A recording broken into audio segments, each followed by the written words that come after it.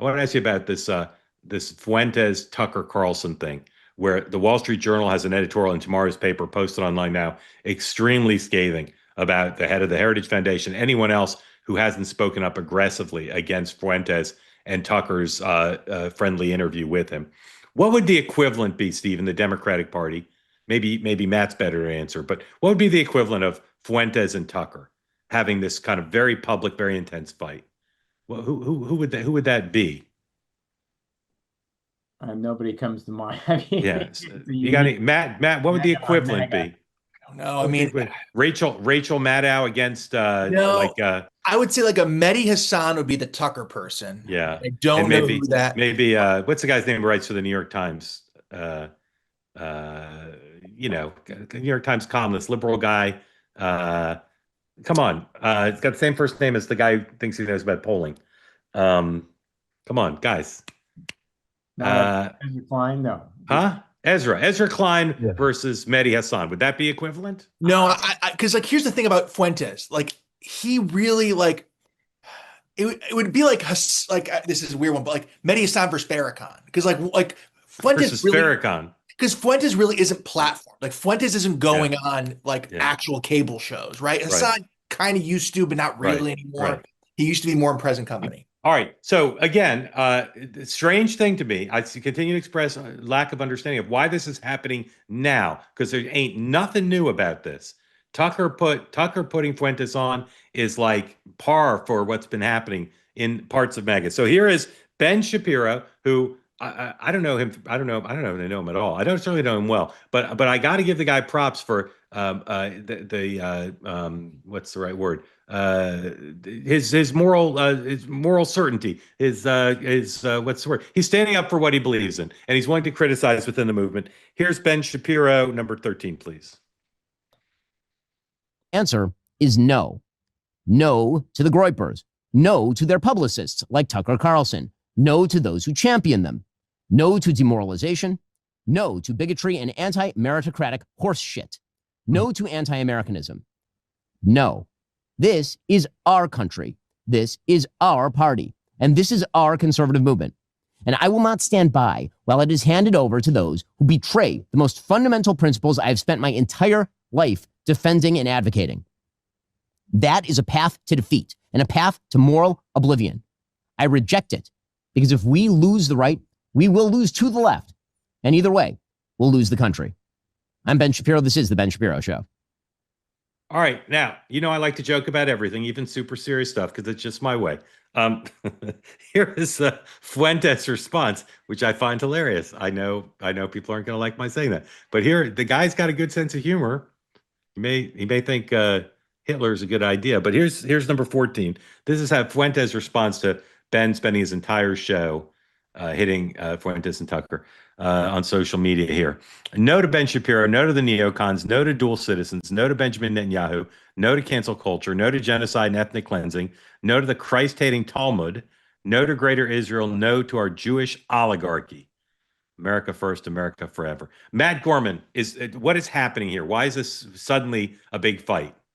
I will say this. This is the iceberg that has emerged from a sea that, look, both parties have this, but I will say, the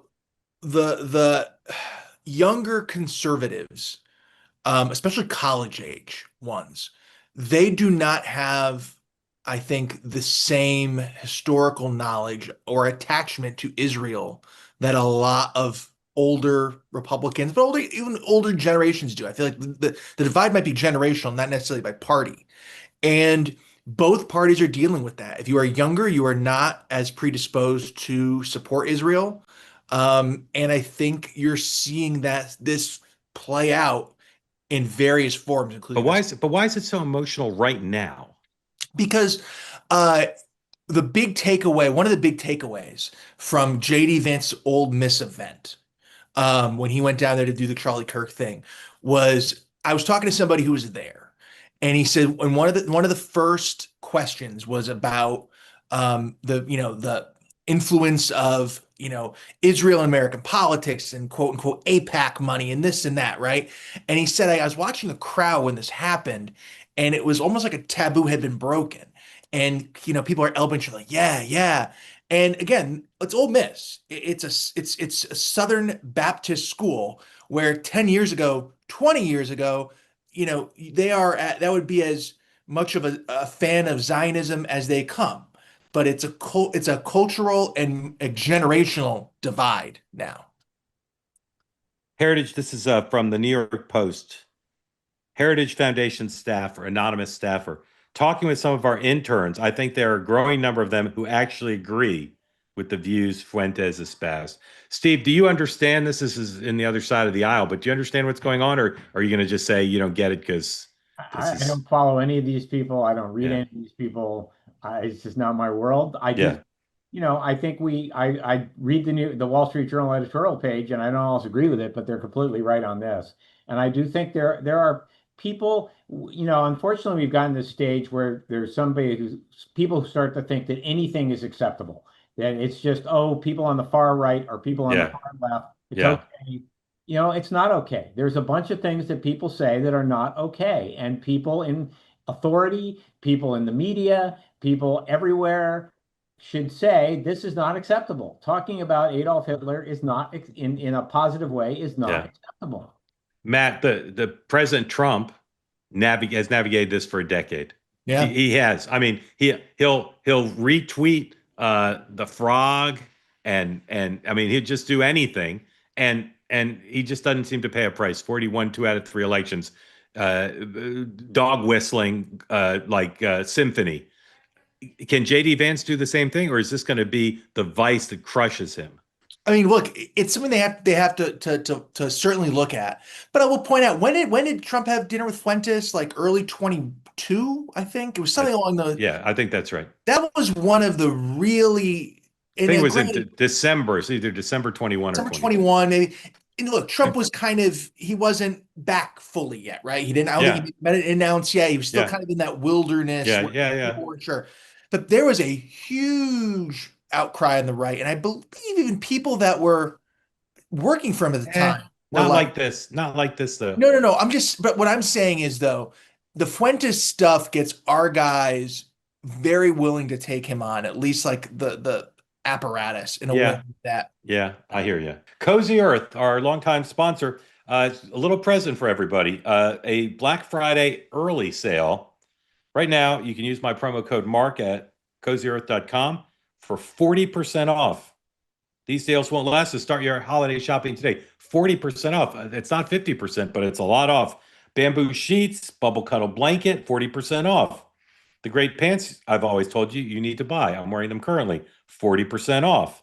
Everything right now, you can use my code two-way on top of their site-wide sale, giving you up to 40% off in savings. Right now, wrap the ones you love in luxury with Cozy Earth. Go to cozyearth.com, use the promo code MARK, and get 40% off. 40% off. There's a sale on the site, but if you use the promo code, it jumps up to 40% off. Go to cozyearth.com. Promo code Mark, 40% off. They say that something that's easy is like a walk in the park. Well, easier than a walk in the park, hit the subscribe button, be part of the two-way community, never miss an episode, be part of our conversations. Thank you for your service to America. And don't forget, you can now listen to the morning meeting and two-way tonight on Apple, Spotify, or wherever you get your podcasts.